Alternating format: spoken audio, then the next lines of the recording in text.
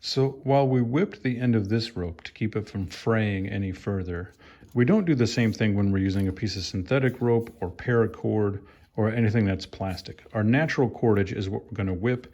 Everything else we're going to fuse. And if we look at our natural corded, our synthetic rope or a paracord when we get it, you can see it's already melted at the ends. And that's to keep everything inside of there nice and tight. So we'll get rid of that guy.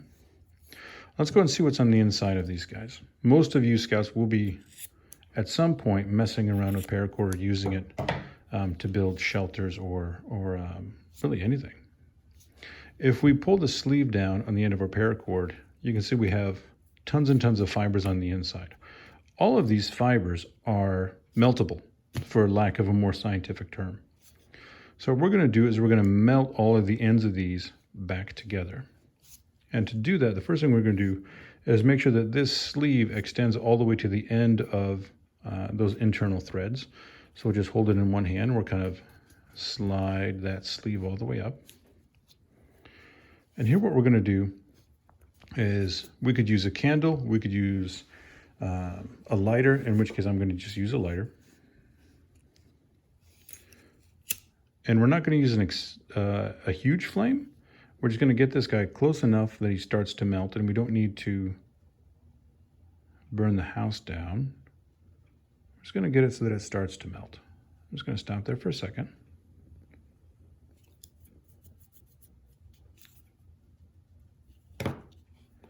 And that is fused. Now, we could do certain things to this, or we might push it between two rocks to get this little cap on the end of there a little smoother.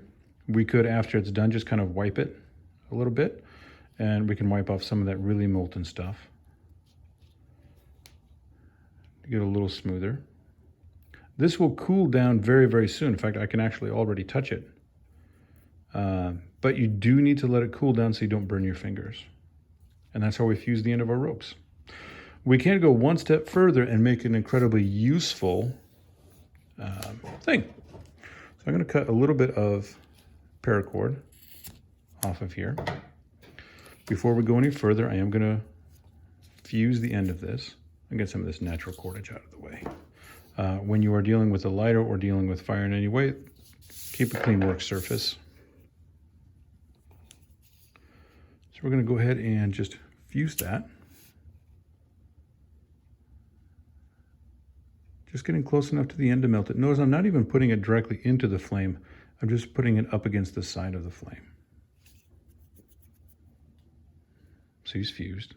So I know I'm going to I'll actually hold him here and let him cool down. I don't want to put it down on the paper and have it adhere to the paper because it is still kind of molten plastic. I have a piece of wood over here that I can set him down on. So what we can do is make something that's incredibly handy, and I would recommend all of you have it inside of your camping gear or your patrol box. Is we're going to fuse both ends of this together, and we will cut off the fuse that we had just put on there. There we go. Sorry, I got a little out of the camera there. Make that a little cleaner. I'm going to slide that sleeve all the way up to the end. What we're going to do, the process is we're going to fuse both ends of this at the same time, and while they're still molten, we'll tap them together. And what we'll do is it will make a loop. And having paracord loops is incredibly handy around the campsite. So let's go ahead and, like I say, we're going to fuse these together at the same time.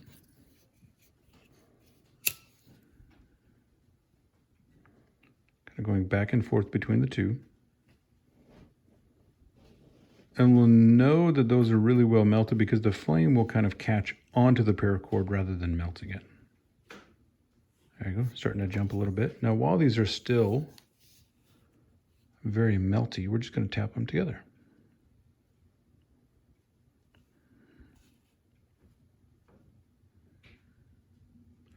And as that sets, it's going to fuse those two ends together almost to the same strength as the rest of the rope. There, they're fused, and it's cooled down already. Cools down incredibly quickly. But now we've got a loop that we can use, and that loop is incredibly handy for if we were to, let's say we had a spar. We'll roll in our broomstick from some of our other exercises. And let's say we had this spar above a tent or at the top of a tent or at a canopy, or this is a ridge line, and we wanted to hang a sleeping bag or a bedroll to keep it out of the rain. We can go ahead and double around that spar. And we're just putting a lark's head in that loop, and then we have a hanging loop that we can easily use for a lantern, backpack, bedroll to keep it nice and tidy. Or if we're out and about, and let's say we had a flashlight, we can easily take this, loop that around our belt, and actually attach our flashlight to our belt, or whatever we had to do to keep things from getting lost. Maybe this is our fire starter that we want to attach to a belt with a flashlight, or whatever number of things that we didn't want to misplace. But fusing that paracord into a loop after you get good at fusing, very, very handy.